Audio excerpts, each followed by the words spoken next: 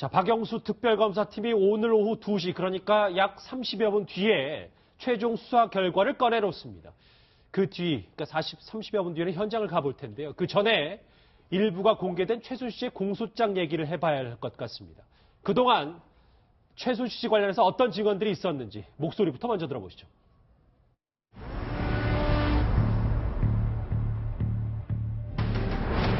씨하고 대통령하고 거의 같은 급에 있는 거 아닌가라는 생각. 모욕적인 말과 국회 직원들을 좀 사람 취급을 안 하는 좀 말이 안 되는 일들을 많이 지시도 하고. 제주도에서 살 때 제주도에서 아기 키우지 말고 일해보. 저는 최순실 씨가 지시를 하면 또 따라야 되는 입장이고 또 이모인데다가 뭐 거슬릴 수는 꼭 안 되는 걸 얘기를 합니다. 최순실은 전적으로 최순실이 갑이었고요. 참 대단한 여자라고 생각해요. 통이 너무 크다는 얘기죠. 우리 전라도 말로 통이 진짜 아주 배 밖으로 나온 여자라.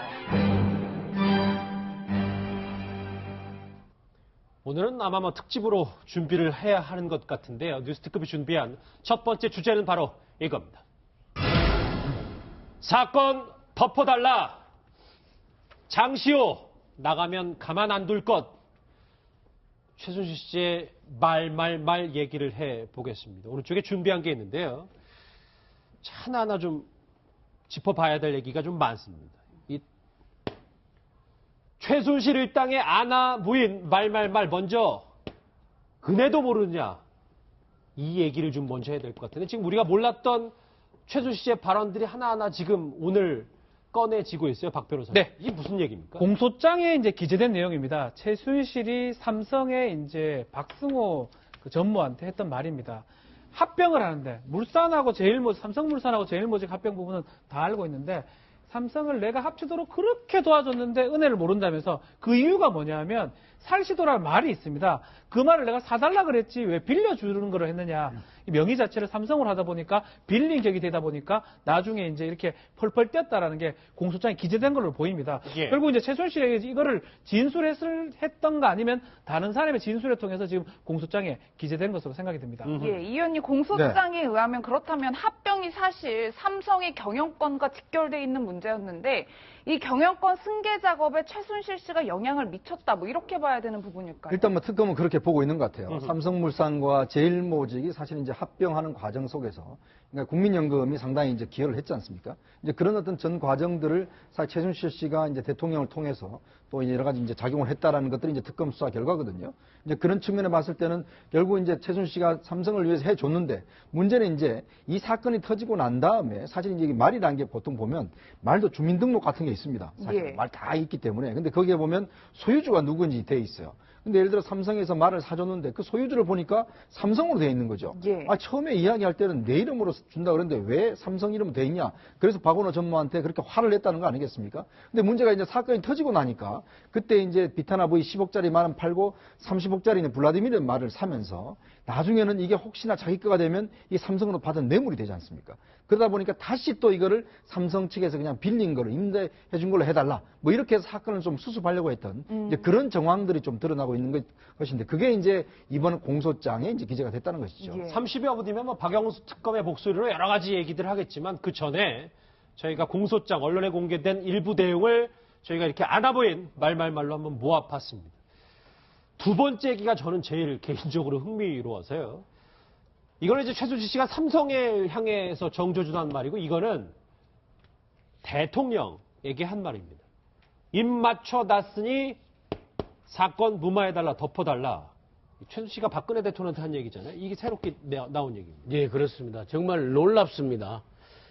최순실하고 박근혜 대통령하고 도대체 무슨 관계이길래 최순실 씨가 저렇게 마치 지시를 하듯이 저렇게까지 부탁을, 청탁을 할 수 있느냐 하는 데에 대해서 깜짝 놀라는 거고요. 정말 연이어서 관련되어서 최순실 씨의 그 어떤 개인적 권력 농단이 정말 도를 지나쳐도 완전히 지나쳐서서 그 증인들이 얘기했던 정말 대통령급이구나, 사설 대통령이구나라는 그걸 다시 한번 확인할 수 있는 부분이고요. 또 한 가지 염려되는 부분은 바로 저런 부분이 대통령의 뇌물죄가 돼서, 그것이 뭐 단순 뇌물죄든 3자 뇌물죄든 뇌물죄로 범죄 구성이 돼서 대통령의 탄핵 파면대도 연결이 돼서 그것이 완전히 그 마무리가 돼야 되는데 이 단계로 정말 제 법률 상식으로는 과연 뇌물죄로 지금 특검이 잘 안 되기 때문에 이렇게 자꾸 공개하고 이렇게 하는 게 아닌가라는 제 개인적인 판단이 들면서 이게 만약에 연결이 안 됐을 경우에 대통령이 뇌물죄로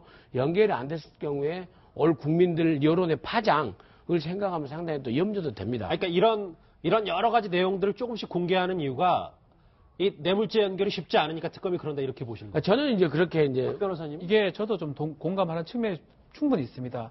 이 진술 증거거든요. 이 얘기들 다 은혜도 모르느냐, 뭐 머리가 안 돌아가냐, 입 맞춰놨다. 이게 다 진술 증거는 사상 누각기라고 표현을 많이 해요. 변호인이 반대되는 증거를 갖고 오면 진술이 무너지기 좋습니다. 예. 물적 증거라면 무너지지가 않거든요. 대부분 진술 증거로 확보된 증거라는 무너지기가 좋고 이게 공개한다는 건 그만큼 사실은 공개 안 하는 게 좋아요. 왜냐하면 감추고 있다가 재판에서 이걸 써먹어야 되는데 미리 공개되는 거는 그만큼 조금 부족한 게 아닌가. 그럼 저도 개인적 추측이긴 한데 예. 좀 특검에서 그런 부분이 약하기 때문에 미리 또 얘기하기 아닌가. 추측이 좀 가능합니다. 예, 사실 최순실 씨가 독일에서 이제 한 매체와 인터뷰를 했을 때 공황장애라 내가 좀 비행기 타기 어렵다 이런 취지로 얘기를 했었는데 돌연 귀국을 해서 의아해했던 사람들이 많았던 것 같은데 박 대통령이 귀국을 설득했다 뭐 이런 얘기도 담겨 있어요. 그것도 이제 나중에 알려진 사실이죠. 본인이 공황장애 때문에 한동안 귀국할 것 같지 않게 하다가 갑자기 귀국을 했을 뿐만 아니라 귀국해갖고 뭐 이런저런 신변 정리를 또 하지 않았습니까? 예. 양동 작전으로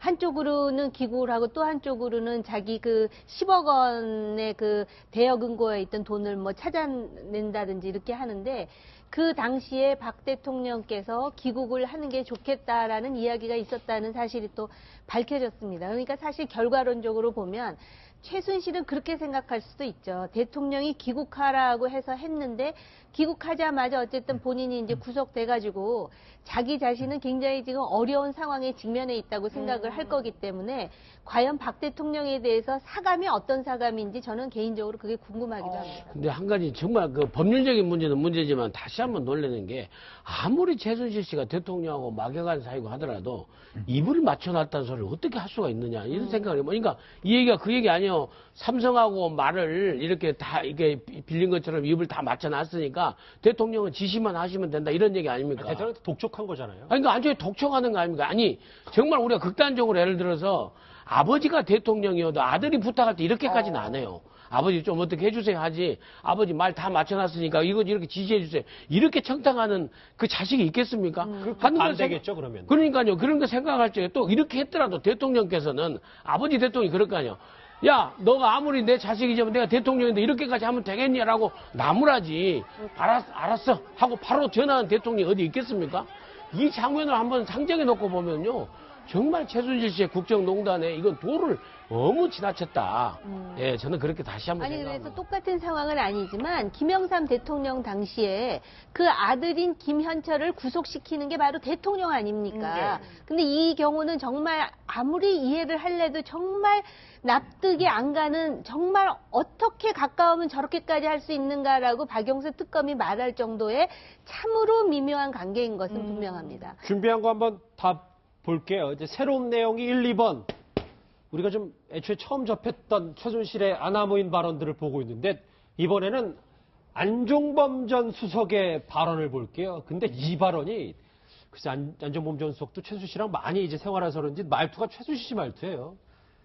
그렇게 머리가 안 돌아갑니까? 이거 이현정이님 누구한테 한 얘기입니까? 이게 이제 그 안종범 전 수석이 당시에 이제 그 최순실 씨의 어떤 유럽에 있을 때 여러 가지 금전적인 관계를 도와줬던 이제 하나은행 이상화 본부장이라고 있습니다. 독일 예. 법인장 있는데 이 사람을 이제 승진시키기 위해서 아마 최순실 씨가 부탁을 한 것 같아요. 대통령한테. 그랬더니 대통령이 이제 안종범 수석한테 이제 그 지시를 했고 안종범 수석은 이제 당시에 금융위원회 부위원장한테 정찬호 부위원장 지금 현재 한국거래소 이사장인데 뭐 친박 인사로 알려져 있죠.